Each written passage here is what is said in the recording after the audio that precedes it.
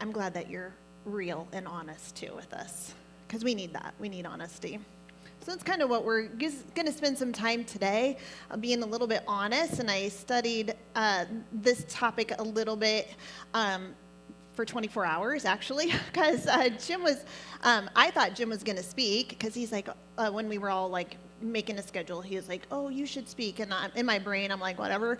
So I'm thinking he'll be speaking. Well, then on Thursday, he got called to work all weekend. So I was like, oh, I am speaking. So, but I understand Mike DeLang has also studied this topic that I'm doing. So I think actually he's going to be our speaker today, right, Mike? Were you here? I think he's security. So somebody go get him. Bring him up. Actually, I'm not going to keep you very long today. This is one of my favorite scriptures of all time, and I love it. It's in Acts 9, and it says, a young man named Eutychus was sitting in a window, and as Paul spoke on and on, I just want to highlight on and on, he fell asleep and fell 3 stories to his death. And so I'm always like, let's keep this short. Like, anybody in the balcony, stay safe. We're gonna ride this out real fast. So the topic today that we're going to really dive into is the topic of joy. And it's the specific thing is joy that survives the storm. And it's like, why would you talk about joy when there's so much happening in our earth today? I mean, y'all been watching the news. We're going to war. Like, that's a big deal.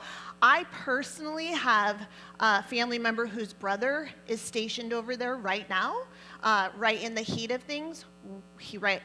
Friday, he sent a text that he loves his family, and that's, my heart is just sunk for him and his parents, and we love this guy.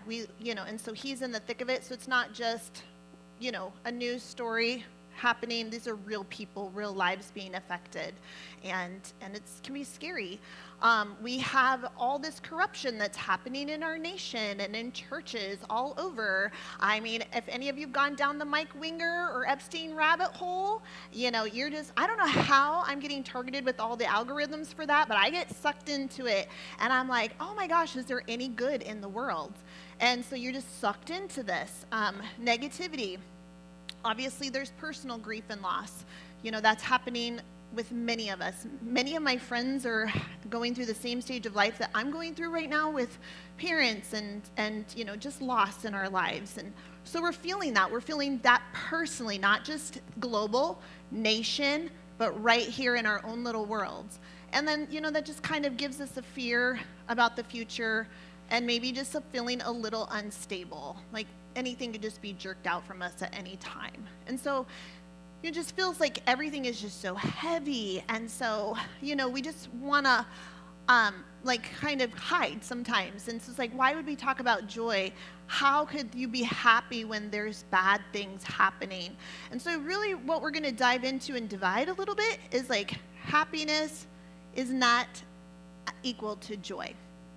They might be friends, of course, but they're not the same.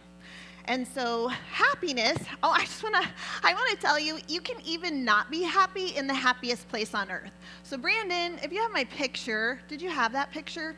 So I have a story about the happiest place on earth. Technically, that's not the castle.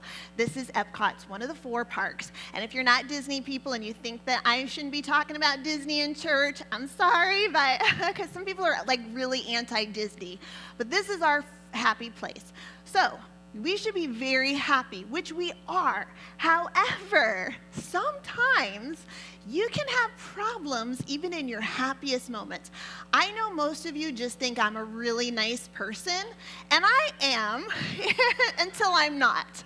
And so my daughter the other day, I was telling her about something. I said, oh, this person, she has problems dealing with strong women, and I don't know why she has problems with me because I'm not. And my daughter's like, Mom, you're this strong personality.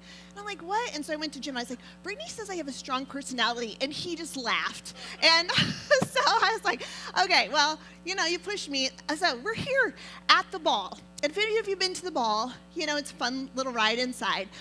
We're here in after hours, which means that there is not big crowds, it's not crazy. So we are like going into the line, into the queue, and there's not a lot of people, but somehow Micah got separated from us, and then he just darted in front of these people that were moving in behind us. But granted, it's not like a 3-hour line or something. We're just all walking in. This guy got super mad at Micah, and he just started to yell at Micah. And I was like, I turned around and I'm like, who are you talking to? And he's like, that kid. And the mama bear inside of me just went, oh no, you didn't. And so he was just going off. And I just said, you will not talk to my son that way. And he's like, and I said, you will not talk to my son that way. And he just said, and he looks at me and he's like, do you want to go outside? Do you want to take this outside? He wanted to fight me. I'm telling you, he was old and he was drunk and I didn't, but so then my family who didn't know what was going on is like, Teresa's getting in a fight. And so Jim's coming over and he's like, what's going on? The guy's like, do you want to go? You want to fight? And oh my gosh, so this guy was just like, yeah, it was just going crazy. And so I'm trying to flag down security because I'm going to do it the right way. And I'm like, yeah, this guy is going crazy because I know we're on somebody's cell phone camera somewhere, you know. And so I'm going to do it the right way instead of the way that would send me to jail or send me to, just bad consequences. And the guy's like, you need to get your son under control. And I'm like, well, you're not setting a good example. And so anyway, his wife took off, and then he followed her. All was well with the world. But I can tell you that wasn't a happy moment for any of us, but we can laugh about it now. So, like who? Huh? I would have. I honestly would have. I would have felt like, but my family is like, what is happening? And so anyway, you can be in the happiest place and not be happy. But, we choose happy. That guy didn't choose happy. He chose something else, but we ended up being fine and we had a great night. So anyway, let's define happiness. What is happiness? And, so I'm just going to go through this a little bit. Happiness is circumstantial. It is based on your external factors. It is an emotion, and it's triggered by events. Here I looked up an actual, kind of gives a little bit better explanation how our bodies produce happiness. So this is something that, is a brain body. I'm going to throw out terms like the chemicals in our body that have dopamine, serotonin, endorphins, and oxytocin. Those are released in response to various activities and emotions. And it's involved in dopamine has a reward system, and there's regulations of our emotions and all the things that are happening based on what's happening around us. So think about for your life, okay, you're sitting here, you're thinking, okay, what makes you happy? Somebody throw out something that makes you happy. Like, it's really going to trigger a smile on your face. What is that? Grandchildren. Oh, I love that one. You what? Your wife. Aww. She makes us all smile, don't you, Beneva? Anybody else? What makes you happy? Dogs, ice cream, grandkids again, church. Oh my gosh, that's a good one. Yeah, love it. Yeah, so we just get happy when we think about things that bring joy to our life, but if those things weren't there, then we actually might not be happy. If somebody's trying to fight you in an Epcot line, you might not be happy. Things that make me happy, I was thinking about this today. A lot of things make me smile, but I love a good sunrise, sunset. And I love when people sing Sweet Caroline.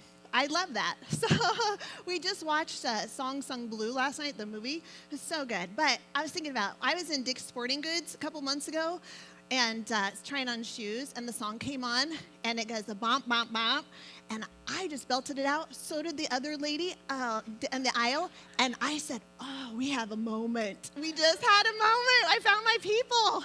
And so we bonded. It was so good. So we need to contrast, though, happiness. We know it's external. What does that mean, though, with joy? What does that mean? Because the Bible talks a lot about joy, that it's even the kingdom. The kingdom joy is part of the kingdom. But joy, it is something that's linked to something that's inside of you that is spiritual. It's linked to gratitude. It's acts of selflessness. It's things that do not depend on external conditions, and it can persist even during challenging times. The duration. I was going to kind of read some of this through. Like, a duration of happiness is transient and fluctuates with life. Joy is more enduring. It provides a stable sense of contentment and inner peace that can last. Happiness is generally superficial and momentary. It's associated with pleasure or satisfaction, but joy is profound. It's tied to a purpose. Selflessness versus self. Joy often involves caring for others or contributing to something beyond oneself, whereas really happiness feels like we're needing to take that in order to be happy, where joy is giving out to other people, to have that satisfaction, being others-centered. And then it has an emotional resilience. Because joy is internal and less dependent on circumstances, it can coexist with sadness. And I think that's really key. And if any of you are Disney people, again, Disney Pixar, your favorite movie should be Inside Out, because we could sit here for 2 hours and I could not have to speak this message because you get this whole message in that movie alone. So, but it can coexist with sadness. You can have joy even though there's a war, even though there's turmoil happening all around us. And so I like to personally, I spend a lot of time reading about Holocaust survivors. We're going to Germany and Poland to, go to some concentration camps here in May, and I'm just fascinated with their stories. I want to know how they survived. I want to know how they came out of something so horrific and terrible and how they could have made it through. And oftentimes a key thing in that is, because how could you find any joy? But really the key thing with so many of them is that they found love. They found somebody to love. They found somebody to help. And so that created joy. Probably wasn't very happy, but they found joy in the midst of something that I would say is probably one of the worst situations you could find yourself in. Jim's grandpa, he's since passed, but he was a prisoner of war in World War II.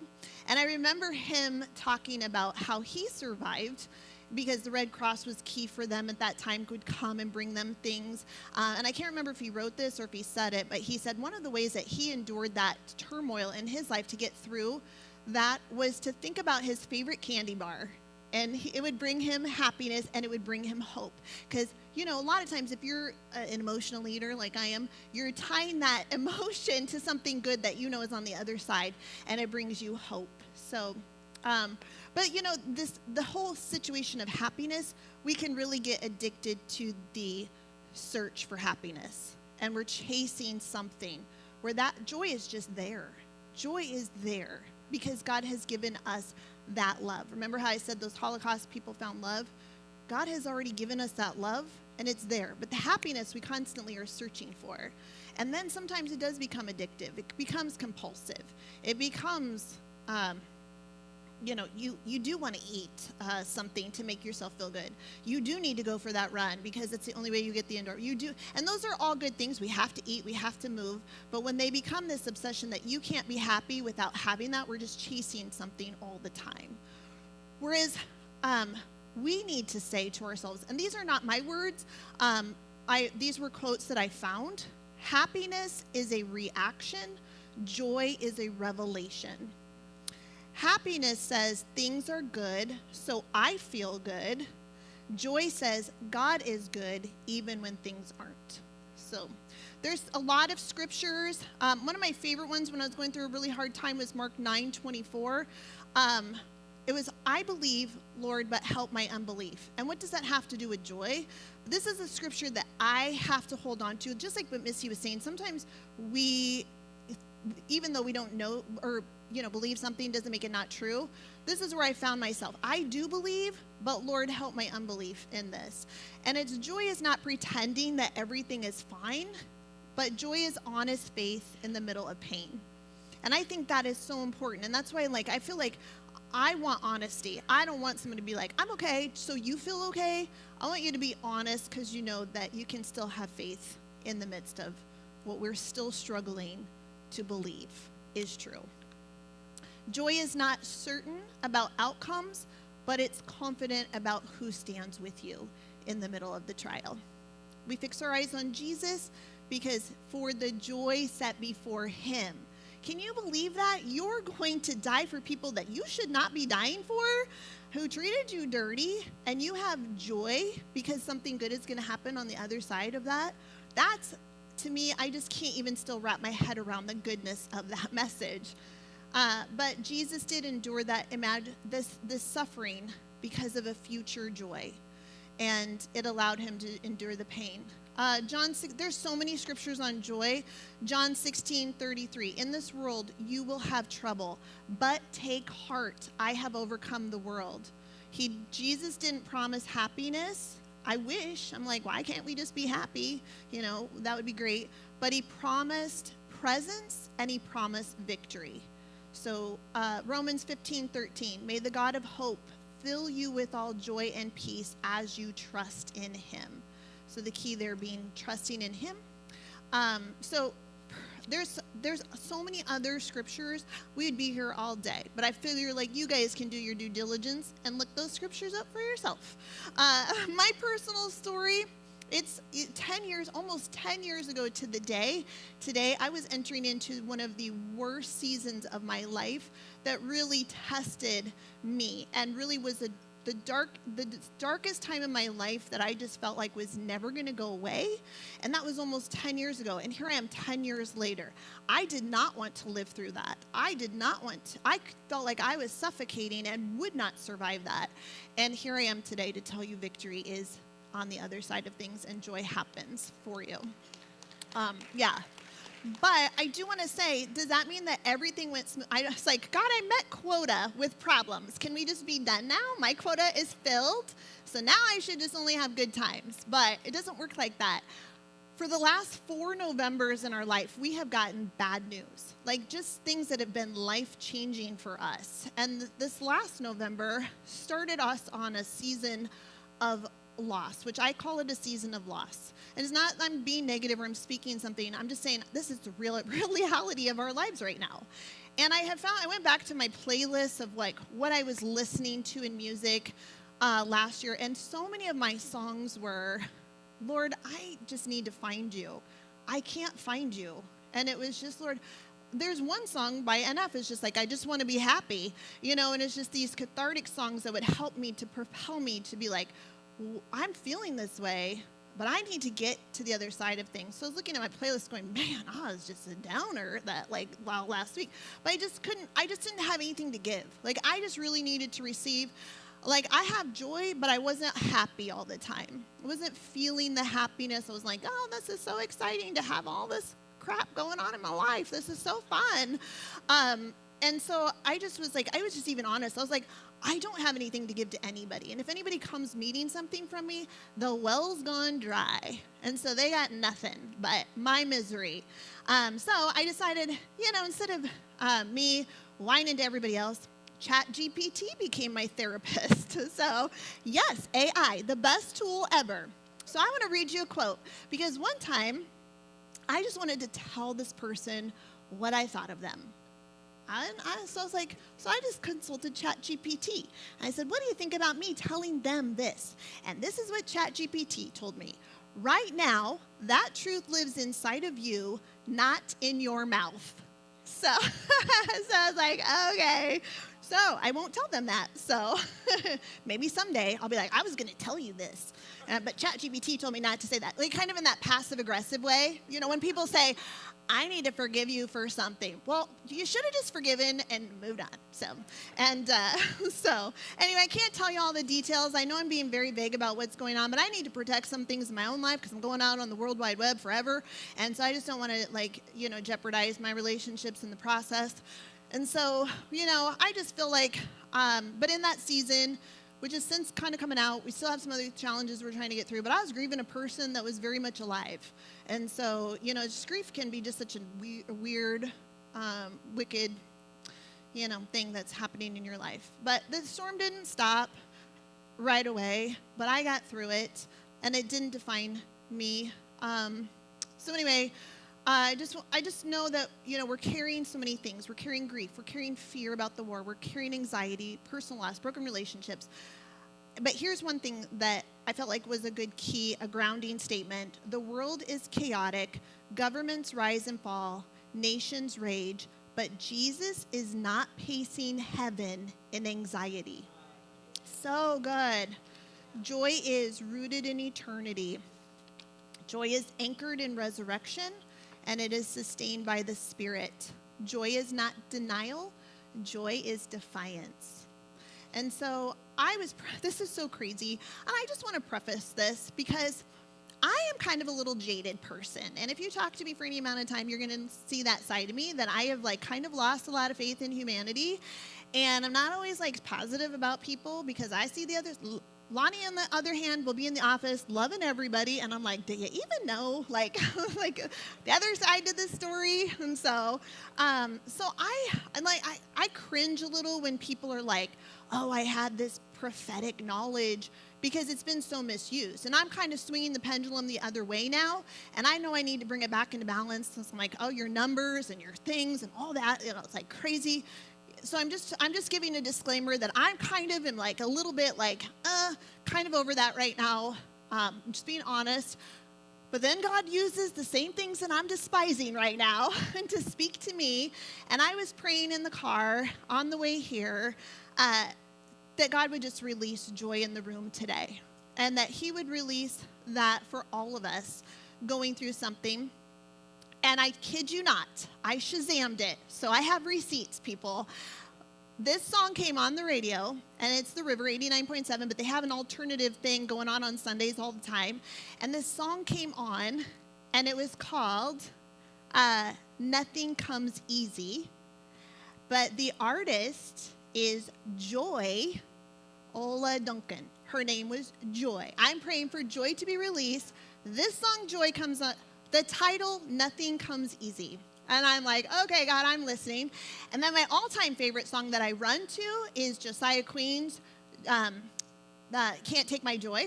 I don't know, do you guys listen to Josiah Queen? Pretty awesome. But I run to this. Daniel, you should have this on your playlist. What's your favorite song when you run? What's your favorite song when you run? Say it again. Oh, checked, yes, Juliet. Oh, nice, good pace. Any other runners in the room? Running? Okay, we need to talk. We need to start running. But yeah, this is a good, I Can't Steal My Joy. Here's the lyrics, or one of the lyrics to that song. What the world didn't give, no, it can't take away. Sorrow may come, but it can't steal my joy. So we're just going to focus a little bit in here. Brandon's going to play a song, and we're just going to just kind of sit a little bit with what we need to deal with today. What is trying to take our joy? And I'm not talking about what is taking your happiness, why you feel not happy, because we can still be happy when we do the things, but I'm talking about that joy that's really trying to be snatched away from you because everything is just so dark. Remember how I said 10 years ago the darkness was so heavy for me? I couldn't see where the joy was, and I wanted to so badly. I was like, somebody please show me the light switch. Please show me how I can just turn the light switch on. I needed the light of life in my life. And so we're just going to sit today, and here is what I want you, when you sit in this song, and it's only 3 minutes, so you got to do this real fast. But I want you to identify where you've been chasing happiness, name the pain that you're carrying, and honestly say, Lord, I believe, help my unbelief. Where have you allowed circumstances to define your peace? Where do you need to fix your eyes back on Jesus? And what grief have you been trying to medicate instead of surrender?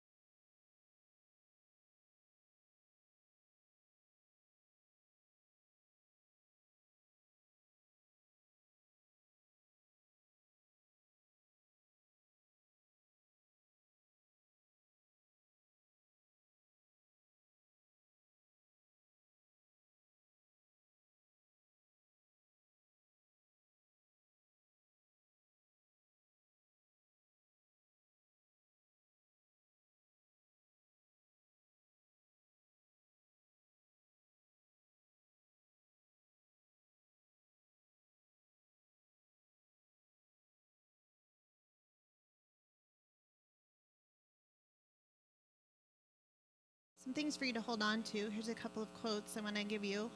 Happiness depends on happenings. Joy depends on Jesus. The storm may shake the surface, but joy anchors the soul.